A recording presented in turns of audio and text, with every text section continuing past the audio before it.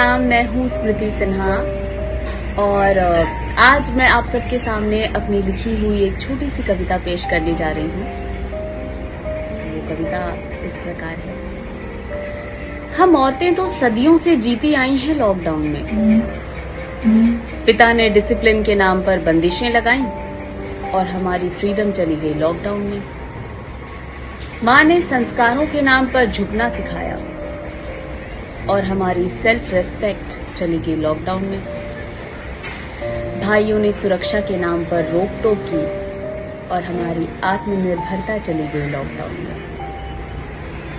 शादी की तो पापा की बेटी से मिस्टर एक्स की बीवी बन गई और हमारी पहचान ही चली गई लॉकडाउन में। हम औरतें तो सदियों से जीती आई हैं लॉकडाउन में। वक्त कहाँ थमता है, रेत की तरह हाथ से फिसलकर बस यही सिखाता है कि किसी की उम्र नहीं रुकती लॉकडाउन में। पर फिर भी न जाने क्यों हम औरतें सदियों से जीती आई हैं लॉकडाउन में।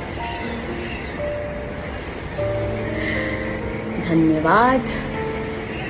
आशा करती हूँ आपको ये पसंद आया होगा।